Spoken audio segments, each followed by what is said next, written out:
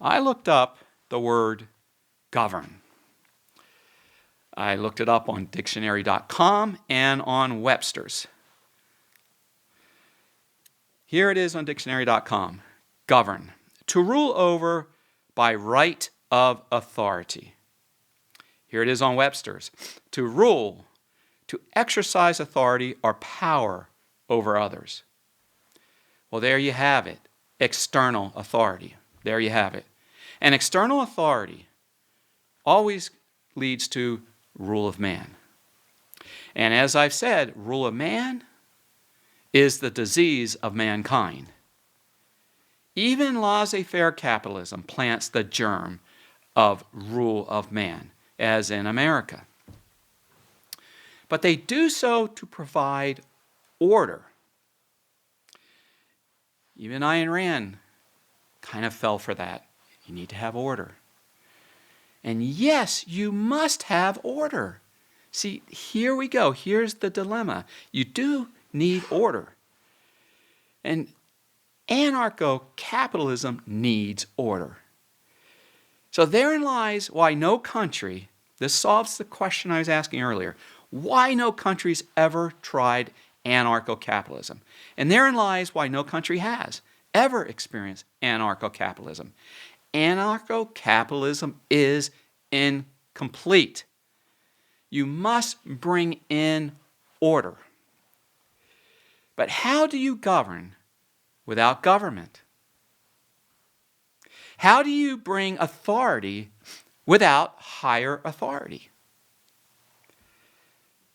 It's puzzling, or better said, it's a puzzle with a missing piece.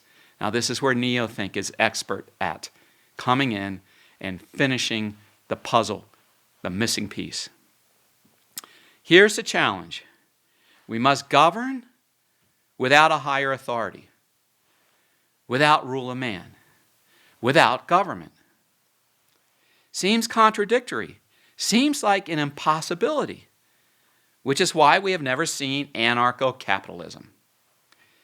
It has a sense of no order, right? Anarcho-capitalism. It has a sense of no order. It has a sense and a very real fear of chaos. So the breakthrough to order with higher authorities, to governance,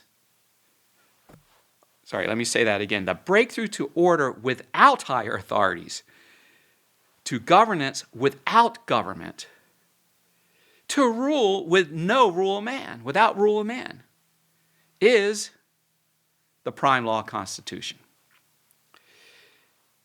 The key is self-governance under the fundamental natural law of protection. The prime law is the master puzzle piece that solves that puzzle, that brings it all together, that brings anarcho-capitalism from theory into practice, being our immortalis free economic zone. In fact, anarcho-capitalism could never and has never become part of society because it is incomplete without the prime law and the order it brings to society without government. And that is why I am now advancing the term anarcho-capitalism to prime law capitalism. It must be prime, it cannot be anarcho-capitalism, it must be, henceforth, prime law capitalism. The key to this new dimension of society is to self-govern through the prime law order without any higher authority granted to man. No government, no small government, no group or person is granted higher authority. Therefore, the disease of mankind, rule of man, never grows, never destroys civilization. The prime law, which is natural law, not man-made law, governs civilization. The natural law of protection. Every dispute faces and is settled by the prime law, bringing order.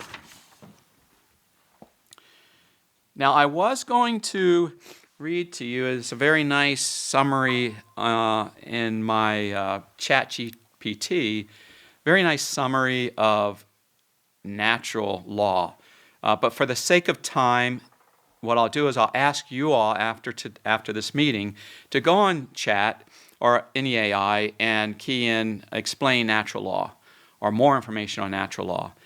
And it will do a very nice job on laying it out so you fully understand what natural law is. And once you do that, then I want you to imagine the beauty and benevolence of a civilization run by natural law. You know, America came closest. That's why America was such a beautiful experiment. Our founding fathers were heavily influenced by John Locke, bringing natural law into our founding documents. I find it all throughout our founding documents. But without the fundamental natural law of protection removing initiatory force, the prime law, they formed a laissez-faire capitalist government which planted the seed of higher authority, granted man and government initiatory force. That seed grew over time into a massive rule of man bureaucracy, as does every laissez-faire capitalist nation or empire. We will see that this is going to happen to Hong Kong and Taiwan. It's coming.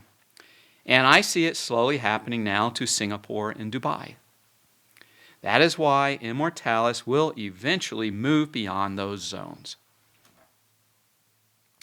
I know our founding fathers were searching for the prime law.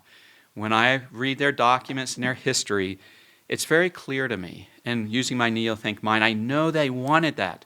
They were very hesitant with the Bill of Rights. You know, it's the beacon of freedom and so on, the First Amendment, but no one really understands, I guess certain historians do, the real struggle they had with the Bill of Rights. But they were under such enormous pressures, I've talked about this in the past with you, to hold this country together, that they settled, and yes, I said they settled for the Bill of Rights.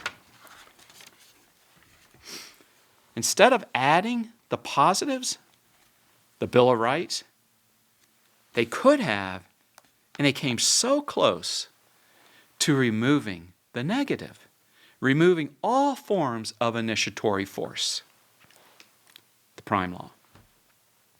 Today, I am doing that. I am removing the scourge of mankind, initiatory force, and the disease of mankind, rule of man, with a new civilization, an entirely new dimension of civilization with Immortalis and its prime law constitution.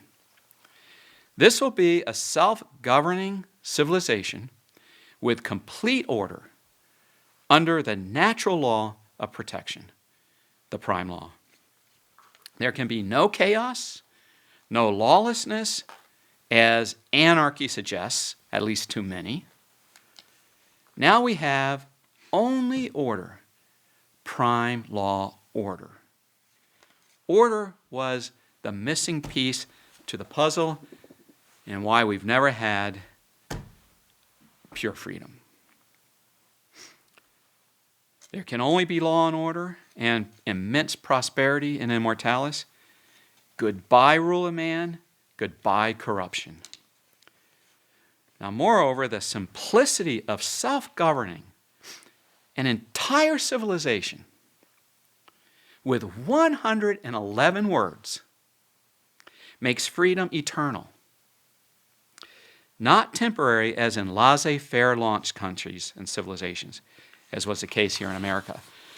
The volume, I say here in America, the volume of laws, regulations, and litigation in America, in American government, measures in the billions of pages. Immortalis, even if it grew to the size of America, would always answer to 111 words. That's it, right there. 111 words. The prime law. As Thomas Paine identified, complexity leads to corruption. as we witness in the massive fraud, abuse, and waste by way of Doge today. Simplicity leads to and preserves freedom.